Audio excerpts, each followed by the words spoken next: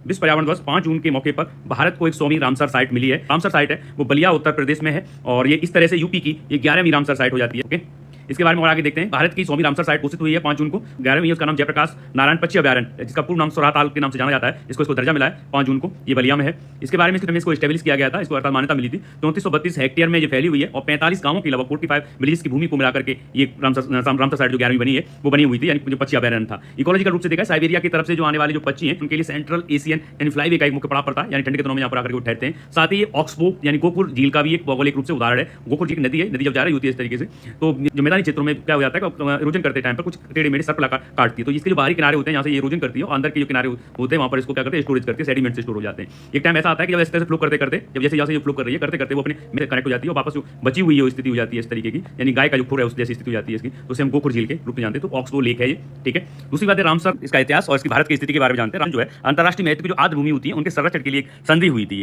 Ramsar एक शहर पड़ता है कैस्पियन सागर के तट पर है ईरान में। तो इसके यहाँ पर 2 फरवरी 1971 को ये इसकी एक बैठक हुई थी, ठीक है। तो इसी के नाम पर इसको रामसर साइट माना जाता है यहाँ पर, और लागू 1975 से हुई थी और इसमें 172 से अधिक देशों ने यहाँ पर सदस्यता की थी। और भारत की स्थिति है, भारत इसका 1 फरवरी 1982 को इसका सदस्य बना था औपचारिक रूप से। और भारत की पहली साइटें थी वो चिल्का झील जो उड़ीसा में और केवलादेव राष्ट्रीय जो उद्यान है राजस्थान में, ये 2 पहले यहाँ के भारत की साइट बनी थी। तो उत्तर प्रदेश भारत में देखते हैं तो उत्तर प्रदेश सबसे पहले नंबर पर वो 18 है, जिसमें से वो तमिलनाडु है, और दूसरे नंबर पर यूपी है जिसमें एक अभी जुड़ी है, तो 11 हो जाते हैं यहाँ पर रामसर। एक ऐसा क्षेत्र जो स्थायी या अस्थायी रूप से पानी से ढका या डूबा हुआ होता है उसे वेटलैंड कहते हैं, जैसे दलदल हो गई और वृक्षयुक्त दलदल हैं, जो पीटलैंड्स होते हैं, जो है ना, झीलें हो गई, मैग्रोव्स हो गए, ये इस तरीके जो होते हैं वो वेटलैंड्स कहलाते हैं। इसमें नदी का जैसे फ्लो हो रहा है और जैसे धान के खेत हैं या कहीं आर्टिफिशियल जो एक्वेरियम जो पॉन्ड्स बना दिए जाते हैं मछलियों के, वो उसमें शामिल नहीं होते हैं, ठीक है। अर्थात जो इकोटोन होता है कहीं ना कहीं यहाँ पर, यानी स्थल और जल दोनों का मिलन वाला भाग होता है और वो काफी लंबे समय से बना रहता है, उसको हम वहाँ पर आर्द्र भूमि कहते हैं। तो यूपी में इस तरीके 10 थी अभी तक, अब तो 11 हो चुकी हैं। बी अर्थात बायोडाइवर्सिटी, यानी पृथ्वी के लगभग 6% हिस्से पर बायोडाइवर्सिटी है, उत्सर्जन होता है, उसको सिंक करने के लिए यानी कम करने के लिए भी सहायक होती है। के लिए रिचार्ज करने के लिए भी यहाँ पर एक्वा रिचार्ज है। और आर रिड्यूस फ्लड, अर्थात जो बाढ़ वगैरह जो आती हैं उनको नियंत्रित करने के लिए भी काम आती है। जैसे कि समुद्र किनारा है,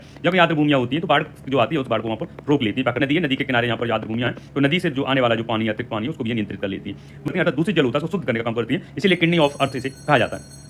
मैंग्रोव क्या होता है, उष्णकटिबंधीय तटीय क्षेत्र हैं और खारे और मीठे पानी के जो मिश्रण से जो उगने वाले वन होते हैं उनको मैंग्रोव कहते हैं। जैसे आप सुंदरबन का डेल्टा है तो यहाँ पर पाए जाते हैं, इधर यहाँ पर खंबाती खाड़ी है, वहाँ पर मैंग्रोव थोड़ा सा देखने के लिए यहाँ पर मिलते हैं। चक्रवात और तटीय कटाव से रक्षा करते हैं, चक्रवात भयंकर रूप से आते हैं तो उनको रोकते हैं यहाँ पर, और तटीय एरिया होते हैं उनको भी सुरक्षित रखते हैं। सरकारी पहल मिस्टी योजना, mangrove initiative for shoreline habitats and tangible incomes, ये सरकार की तरफ से सरकारी योजना है इनके संरक्षण के लिए। ये अभी लेखपाल की 2026 में परीक्षा हुई थी, उसमें मिस्टी का इसका फुल फॉर्म पूछी गई थी। तो 26 जुलाई को अंतर्राष्ट्रीय मैंग्रोव दिवस के रूप में यूनेस्को द्वारा इसको मान्यता दी गई है, तो 26 जुलाई को यहाँ पर मैंग्रोव दिवस के रूप में मनाते हैं। वहीं 2 फरवरी को इसे रामसर साइट के रूप में मनाते हैं इसको, ठीक है। तो अभी रामसर साइट जयप्रकाश नारायण पक्षी अभयारण्य, इसे सोराताल के नाम से जाना जाता है, बलिया उत्तर प्रदेश में।